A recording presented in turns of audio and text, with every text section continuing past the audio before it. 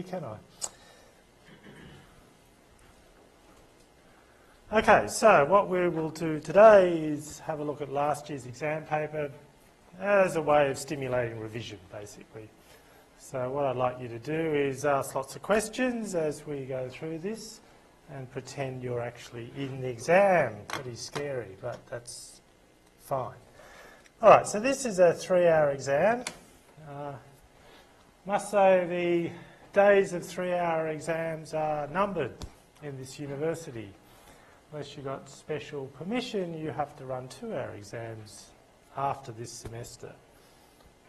Some of you may have heard about this, but it's part of the Learning and Teaching Committee of the university. That's the cynical explanation. They try and put up all these educational reasons for running 2-hour exams. I don't see it myself, but I'm just a lone voice here. But yeah, there's not a great deal of happiness about this. From a student perspective, if you forget to read a question, there's no recovery time in 2 hours, really. But the other side of the coin is that the exams will be maximum 60% in the future. So it's sort of a bit of compensation. Yeah. So make the most of the fact you've got a 3-hour exam is what I'm trying to say here. All these questions are compulsory and there's no calculators allowed. You shouldn't need a calculator. If you do, you need to write out the calculation that you cannot do, and we can do that for you when we mark it. All right. So, what's the best strategy for tackling an exam? Well, you've got 10 minutes to read it, so you need to rank the questions from easiest to hardest. It's not necessarily the order in which they're presented to you. And you do which one first? Easiest. Why? Because you're sure to finish that one. Yes, they're the easiest marks because all the questions are equal marks in this exam, 25 marks each. So the best bang for your buck is to do the easiest one first. The other point about that is it does build your confidence and then you can tackle more difficult questions later. Okay, so let's do this in order because that's convenient for us, but you may choose to do the last question first, for example. All right, so the first question here is describing a method that you would use to solve a problem. So in the lab you had a 2-processor system. The other thing you'll note is in the lab they shared a common clock. So you're asked to design the arbitration logic that resolves simultaneous requests with the minimum delay and fair arbitration policy. Okay, so they do share a common clock. So that makes it easier or harder? Easier. Yes, why? Because they're synchronized. You don't have to synchronise things, that's right. They're pre-synchronised to this global clock. So that makes it a little bit easier. And the rest is something you should know about in terms of request acknowledge lines. Okay, so describe the circuit timing approach in words first. So what would you say about that? Well, not a lot really, there's not a lot to say. Because you've got a global clock, you don't have to synchronise. That gets you probably most of the marks there. And you don't need any settling time for the synchronisation to resolve, so that means it should be a bit faster. So the other approach is you could use a rotating priority to make sure it's fair. Or you could use a first come first served approach if you wish. Okay, so then you're asked to complete the Verilog, and that's really up to you how you do that, but in the lab you certainly did do this, so this is pretty much from the lab. So here's the way I did it, so we can look at this. This is a internal signal registers within this always block, and that keeps track of whose turn it is in this approach. So on reset we make everything 0 on the outputs and we allocate turn 1 as 1. Right, so the way I approach this is if the reset lines drop, which are these two conditions, we really want to drop the corresponding acknowledge line. So that seems to be a simple thing to check. And when you do drop a request, if the other one's active, then clearly they'll get the acknowledge. You can do this in a lot of different ways. This is sort of a semi-intuitive approach. So once you've resolved these conditions, then you don't only have to worry about the simultaneous request case. So the question is, why are these two acknowledge both assumed to be 0 in this if statement here, which is presenting the acknowledge output corresponding to the one that's turn it is. So the question I ask you is, why do we have to worry about these acknowledge lines here? And this is something a lot of you got wrong in the lab, so that's why I'm asking. So let's say we ignore this. What could be an outcome of ignoring these two acknowledge 1 and 2 conditions being 0? Might take away the acknowledge from something that's previously been granted. Yes, exactly. So if, say, request 1 had its acknowledge asserted, and it's the turn of 2, then request 2 coming along here, if you ignore those, would then be given the acknowledge without request 1 dropping its request line. So this is basically respecting the continuity of an acknowledge. All right? You're not allowed to drop an acknowledge on the output until the corresponding input request is dropped. So that ensures that. All right, so this actually is enough to solve the problem. You can check that. It does rely on a reset, starting things off at 0. But thereafter, you can see how this works pretty clearly. Now, some people worry about Verilog syntax. We're very forgiving if you get missed semicolons or you get this thing a little bit screwed up, you get it backwards or something. We're not going to particularly worry as long as you got the right idea solving the problem. And if you are particularly worried about that, you may wish to just check some Verilog in other parts of the exam paper. Okay? So that often appears in other questions, and that can help you with the syntax. All right, any questions on that? It's all pretty easy if you see the answer, I suppose. But, The other thing to note about these exams is you're given space in which to answer them. So you know that the answer should fit in that space, otherwise we would have made it larger. So don't write 10 pages where there's only half a page allocated to it.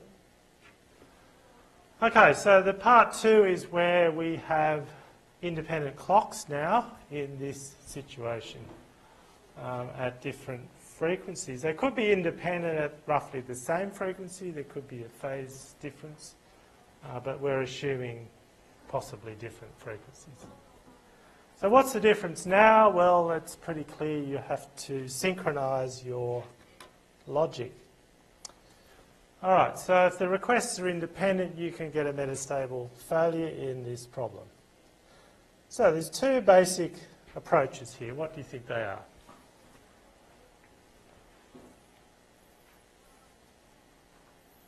So what sort of arbitration circuit would you consider in this problem? And they're the two approaches.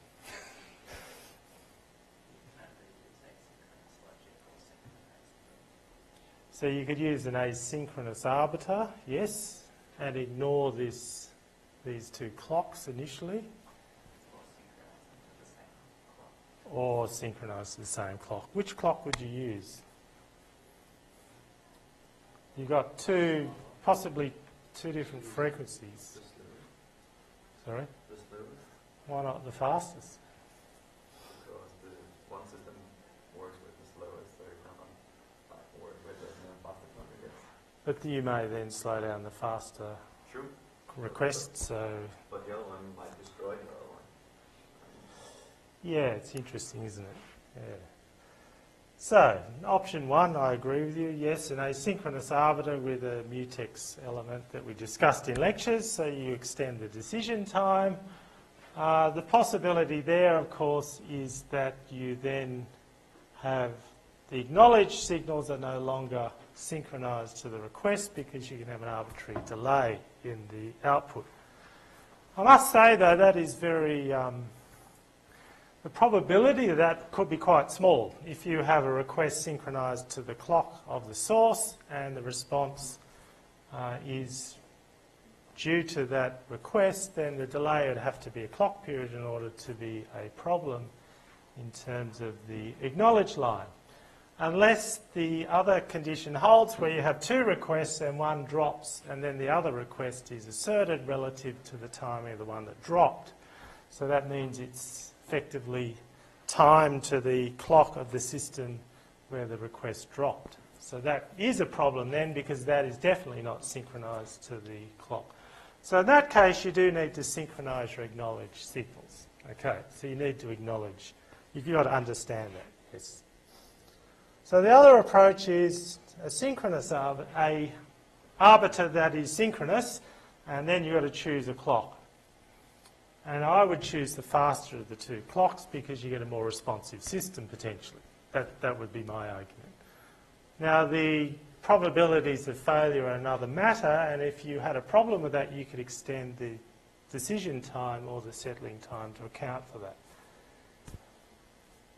So the resulting acknowledge then needs to be synchronized for the other clock system that you feed to, so you still have another synchronization problem there. So this might be the structure. This is a little bit rough because it's just hand-drawn. But this is the asynchronous approach where you then synchronize your two acknowledges to the local clocks using double flip-flop synchronization. This is where you clock from the clock 1, which is the faster clock, assumed to be, and then you have to synchronize the request from the second clock to that particular arbitration circuit.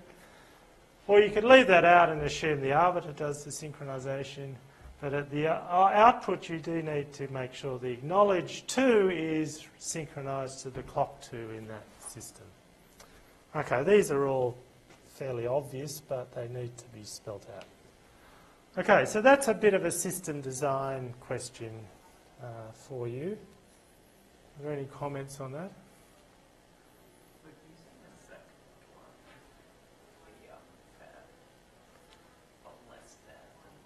This guy? Yeah, like synchronizing the unfair to the one that's on the other clock. Depends what's happening in the policy, I guess. You could actually make this a higher priority than that one if you wanted to, or you could just alternate it again. Yeah. So, yeah, that is an issue. Yeah. So possibly this one would be fairer in that respect. Harder to implement, yes, possibly. Yeah.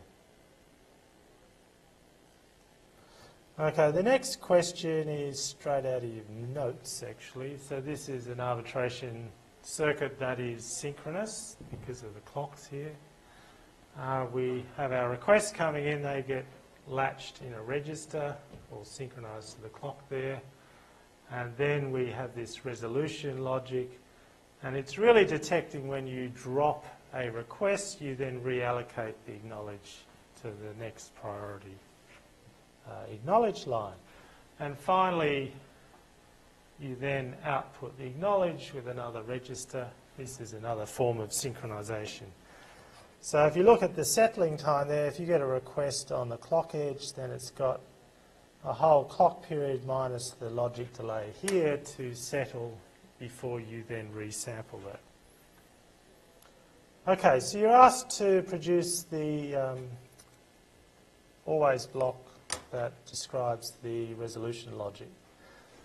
All right, so that you'll recall is, as I just mentioned, a matter of checking for this bitwise and when you have a drop request, that will be all zeros where you're ANDing with the current acknowledge. There's a maximum of one of those.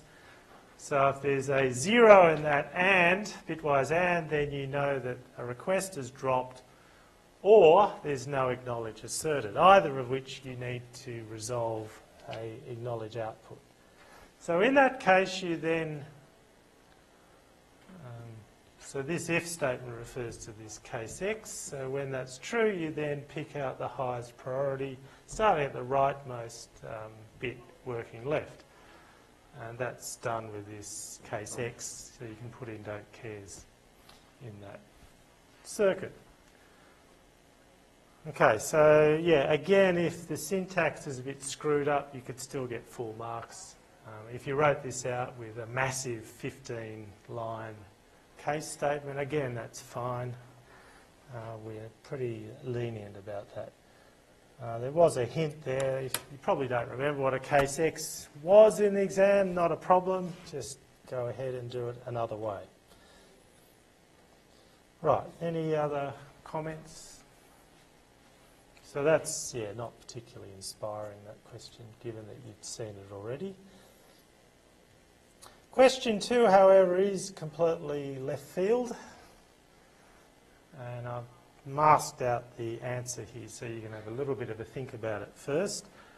So what we're trying to do here is synchronise 3 tasks running in our real-time operating system. And each task is sampling sensors. So task 1 samples sensor 1, and this sampling process takes different amount of time on each particular sensor. Okay, so what we'd like to do is make these tasks wait for everyone to finish before they go back around the loop and do it all again. So we have the dead giveaway in this question. When you see something like this, you know that we're in for trouble here. So sometimes people are really cruel and they'll say a student designed such and such. And you think, well, that's a bit mean. Okay, so here we have these 2 semaphores, sem post sem B and pend on A. So you're posting B, pending on A.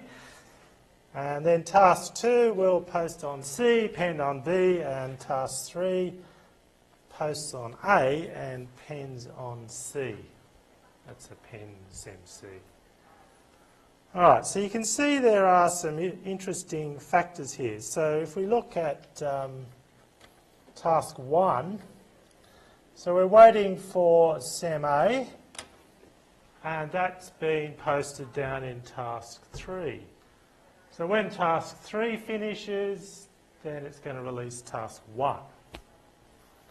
And task 1, when it's finished, will release task 2. You can see there's a rotating, enabling type action here. And similarly, task 2 is waiting for a sem B post, which is coming from task 1. All right. So will this work? Will this synchronise these 3 tasks? Clearly not, but why not? So this takes a little bit of pondering. Okay. So normally, if you look at task 1, you'd hope you would wait for task 3 and task 2, wouldn't you? So that's clearly what's going wrong. And similarly with the other 2 tasks. They're only waiting for one task to finish, not the other one as well. So the question is, so you should understand that hopefully. So it says, describe under what circumstances the above code will function correctly and when does it fail. All right. So when does it function correctly? Can anyone have a guess when this would actually work correctly? Yeah. Probably when task 1 runs, does all its sampling, and then task 2 runs, does all its sampling, and then task 3 runs. So they're running concurrently. That's what the inference in the question, but I can see what you're saying. Yeah, if they ran in that order. But the assumption is that they're running concurrently. All right, so yeah, I guess what you say is correct if they ran sequentially to completion. But let's assume for this discussion that you can, these are actually running concurrently so that there's some delay function, say, embedded in that function, and similarly with the other sample functions. Similar to what we discussed in class where we have multiple samples of the sensors. Does that make it a little bit clearer? But what you say is correct if you didn't assume that. So if you come across that situation in the question, you should state your assumptions, I guess. Okay, let's assume they run concurrently now and answer the question.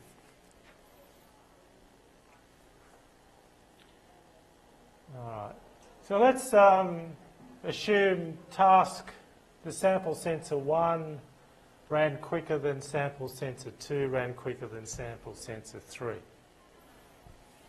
How would that work out?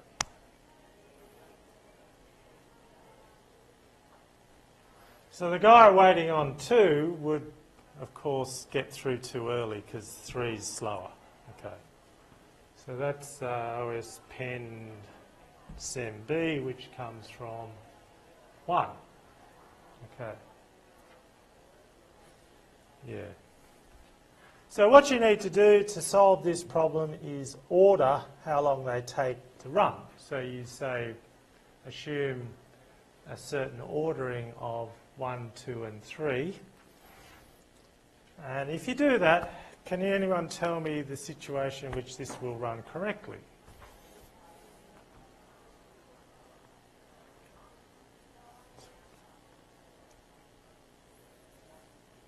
Yeah. You wanna- 3 takes the longest, then 1 takes the second longest, then 2 takes the third longest. yeah, that'll work for 3 takes the longest. So, because it's posting on A, that'll work for 1, but not 2, I don't think. And Yeah. then 1 takes the second. Anyway, I'll tell you the answer and you can see if you agree with me. So if you order them in terms of how long they take to sample their sensors, if the 2 slowest ones are equal, then this will work. How's that? It's pretty weird, isn't it? But if they're different, it won't work. For one of the tasks, we'll get ahead of the others when it shouldn't. Okay, so that's how you solve that. It's a bit of a tough question, actually, under exam conditions. So yeah, when the 2 slowest sensors are equal in their sampling time, then this will work. And you can prove it by looking at it. Ordering D less than E less than F, where D could be 1, 2 or 3 and E the other 2 and F the remaining one. So if D were the fastest and F the slowest, and you look at the 2 slowest, this E and F not being equal, then so E is not equal to F. So either F or D waits on E, so you know someone else waits on the other one, and F or D. So F or D waits on E. If D waits on E, then it's going to get ahead of things because D was the quickest, and everything fails. So you then look at the other option. If F waits on E, then F proceeds when finished, so that works. However, then E waits on D because it's the other way around. It's a little bit confusing, this. And then E will proceed as soon as it finishes because E is greater than D. So again, this fails. So you can go through all the options and show that if E is not equal to F, then it fails. But when they're equal, then it will work out because you're waiting for one of those 2. I must say that question was quite difficult. It looked easy, didn't it? But you've got to go through lots of options and it gets quite complicated. Okay, so maybe an easier question is how do we fix it? And the answer's underneath these yellow circles, just as a hint. Yeah.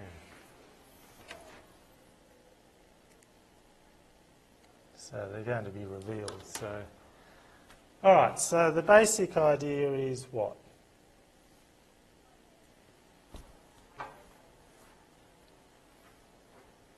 So task 1 needs to wait for both task 2 and 3. Okay, so it's got to wait on 2 semaphores, and it's also got to post 2 because you've got to release the other 2. So you just think about this. So you can associate semaphore A with task 1.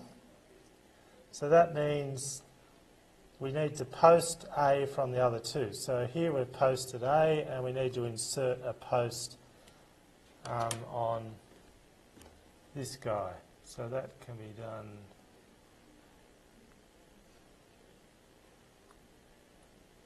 How did I do that before? It's amazing, I can't do it now.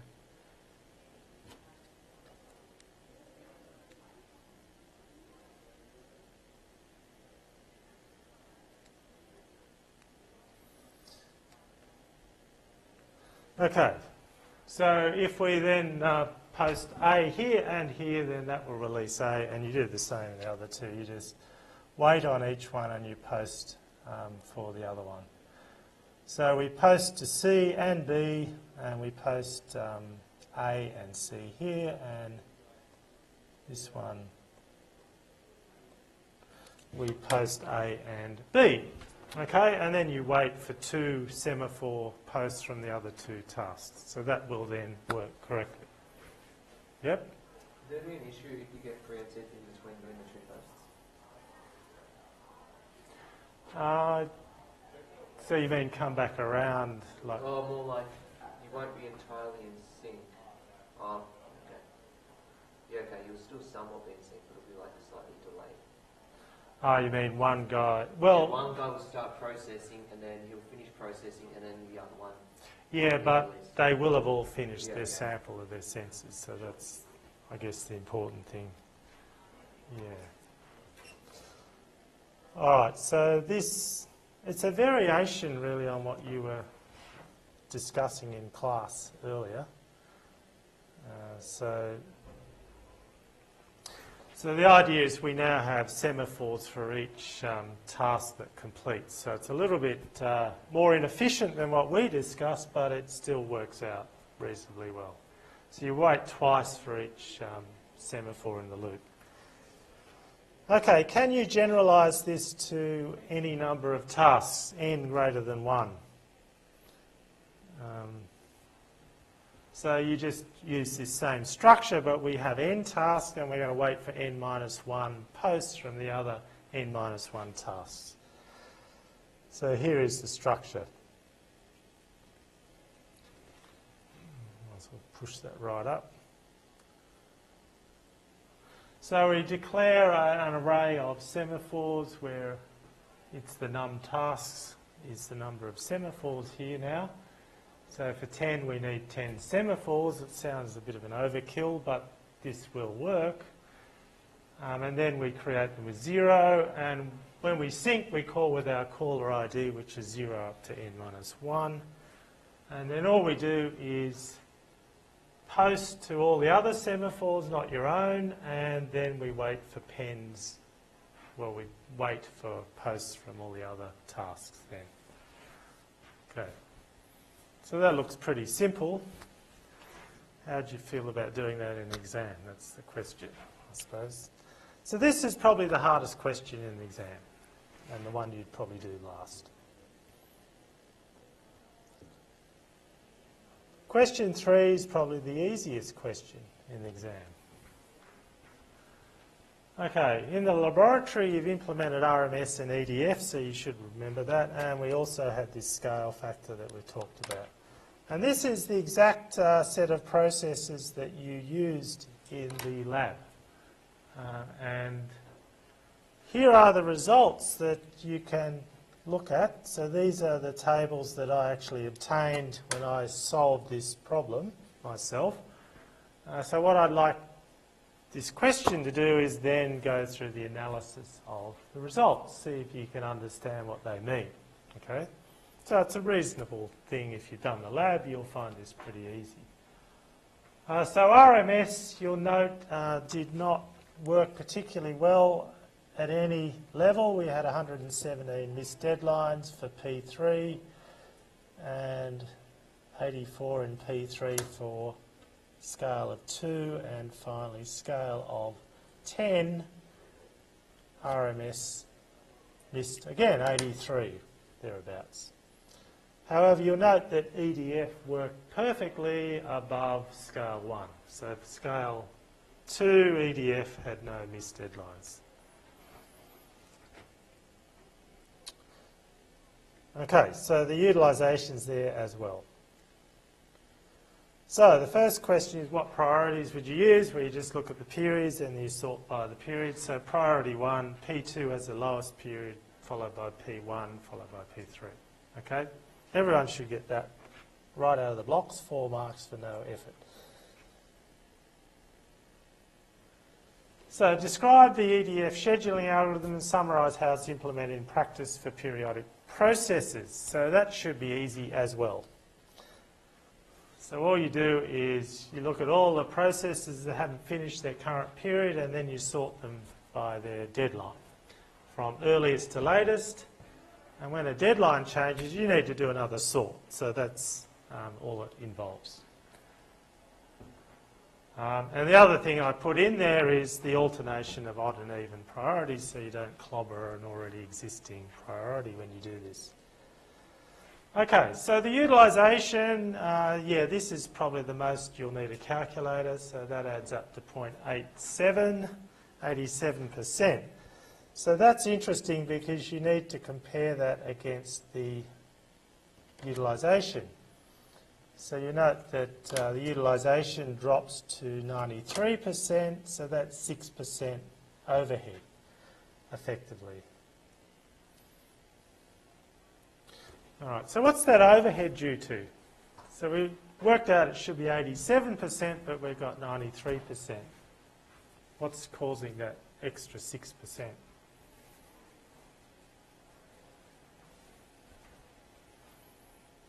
I think Daniel will know the answer to this.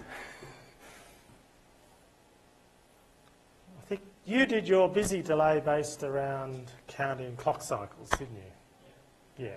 So you would have found this discrepancy as well due to interrupts, wouldn't you? Yeah. So did you work out it was around 6%? Actually, just disabled. All right. Yes. But in the actual lab it went up to, yeah, anyway. So that's primarily due to the interrupts running in the background because once the scale gets large enough, the context switch happens so infrequently it's not really a factor. All right, so from the experimental results, what do you conclude about the ability of RMS and EDF to schedule this example?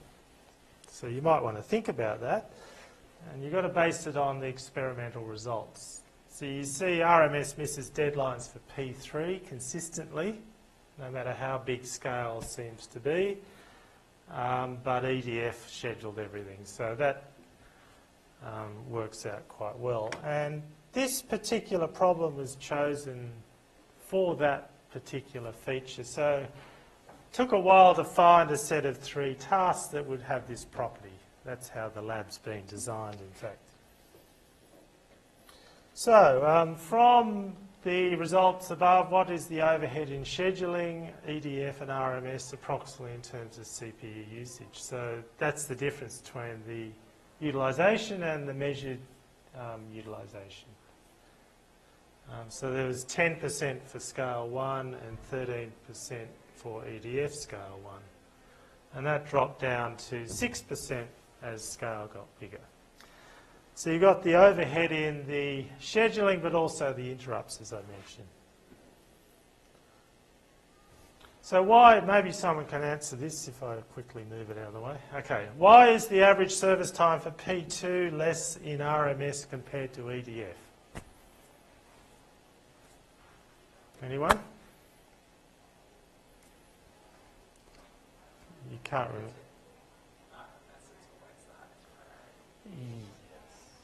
Yeah. Yeah, so P2 is the highest priority, so that means it will run at the beginning of every period, okay? So the service time, the time between the start of the period and finishing servicing P2 will be very, very consistent and the smallest possible in RMS because it gets scheduled first. Because P2 is the highest priority, yeah. While in EDF it will shuffle things around based on the nearest deadline. So why is the average service time for P3 higher in RMS compared to EDF? And the answer is P3 is the lowest priority in RMS, so it can actually miss the deadline, it turns out. So it's got to wait for everyone else, so it's got the longest wait time. But in EDF, again, it gets shuffled around to meet the deadlines. So what is the difference between the max and min service time for P2 in RMS? Why is it lower in P2 in RMS than EDF? So it's the same reason as before, because it's the highest priority. So it's always serviced first. Okay, so there's a minimum variance, a minimum change in where it gets serviced. And on this goes. These are pretty simple questions. Why does the maximum service time of P3 exceed its period for all scales in RMS but not EDF? Because it misses deadlines. That's the answer. Pretty obvious, isn't it? Yeah. So these questions are just checking whether you understand these terms, really. They're not that difficult. Why does the utilisation drop as the scale increases in both RMS and EDF? Pretty obvious to you guys, hopefully, because the overheads reduce. All right.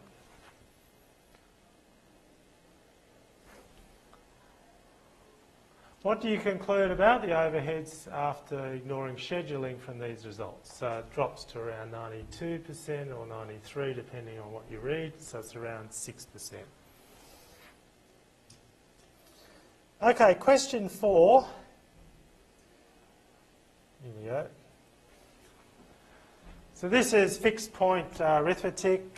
So you're told about the multiplication, 16-bit multiplication, 32 by 16-bit division, and shift left, shift right format. So that's all given, so you should know that anyway. So you want to implement this expression using fixed point arithmetic, and you assume the results required with 16 fractional bits and 16 integer bits. Nice and convenient, a 32-bit number. So A, B, C and D are all in 8.8 format. We don't have to worry about overflow, so that's pretty easy. So you've got to work out how you would implement this expression. So if you do A by B as 8.8, you end up with 16.16 as the result of A times B. And if you add C, you're going to have the wrong position for the point, the binary point in that arithmetic. So you need to do something about C, and then you end up with a division by D, and you want the result to be in 16 fractional bits, remembering division takes away fractional bits, so you've got to do something again to fix up that expression. All right, so you should be able to work this all out. So you should be able to see that A times B shifted left 8 bits gives you 24 fractional bits, all right? C shifted left 16 gives you 24 fractional bits. 24 fractional bits divided by 8 fractional bits gives you 16. So that's correct. And this is your rounding plus the half before truncation rounding that you would like to do, because D shifted 1 bit to the right is D on 2 divided by D is effectively a half. So that works out, and that's the answer. Pretty simple. So if you can work through those simple things, multiplication you add the fractional bits, division you subtract them, addition they've got to match, and rounding you've got to add a half. That's all you've got to know. All right, you happy with that? Got to finish early. Right, the last question is really quite simple. Sketch the bus timing for a 32-bit Avalon bus, so that's your first 2 labs, with an 8-bit data SRAM. So you had a 16-bit SRAM. So can you adapt your thinking to an 8-bit SRAM, 512K bytes? So this instruction is load half word R5, comma 4 brackets R2. So are we reading or writing? Reading, yes. So we're reading from memory at address 4 plus what's in R2, which is F0, and it tells you where R5 will contain in hexadecimal 1, 2, 3, 4 up to 8. That's interesting, isn't it? Why is it interesting?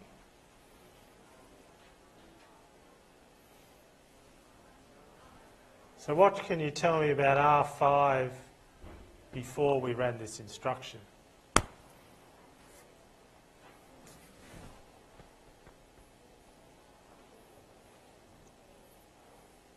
Can you tell me anything?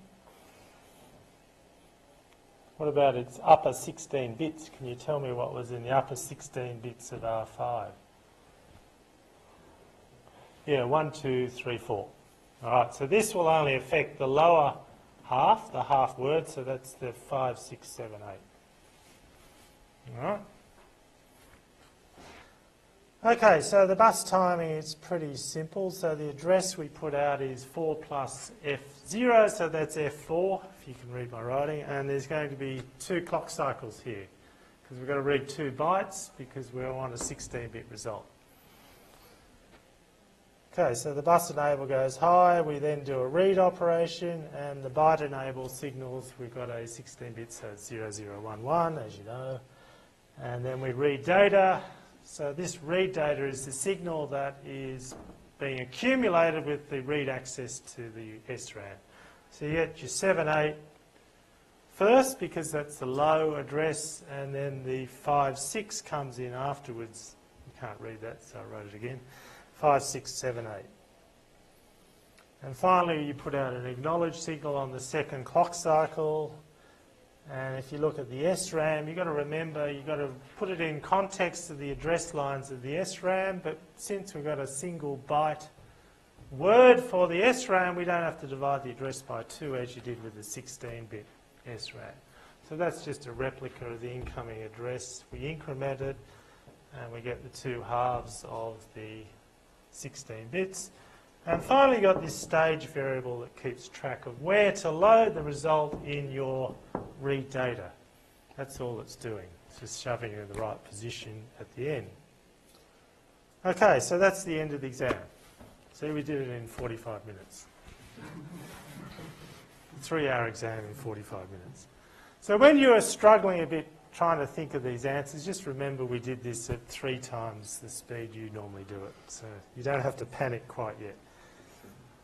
Okay, so tomorrow we won't have a lecture, but I will come up to the lab and help you out in the pendulum, give you an extra hour.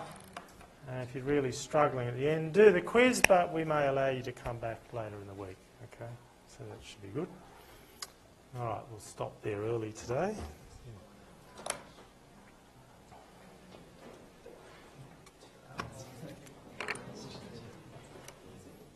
Yeah. What if we don't manage to meet the deadline with the report, if we hand it in a day later? The report's due on Friday. I know. Yeah. What would happen if it would happen? In theory, you'd lose 10% per day Okay. claim. That's the policy in the unit guide. There is an official policy. Yeah, okay, cool. Just to have. So try not to get it in No, late. I would prioritize then, because like I have another one that day, but that's only 5% compared to this 15. So there's a university policy that says that we cannot set deadlines in to swap back. No, Okay. really? Because I Yeah. have one as well. You need special exemption for that. Okay. So they would have applied for exemption at the university level for that subject. So projects, 4th-year projects have that condition. Yeah, this is the 3rd year though. But yeah. Yeah. But yeah, we got it to work, project more or less now, so that's going okay. I Oh, good. can hear the motor saying some kind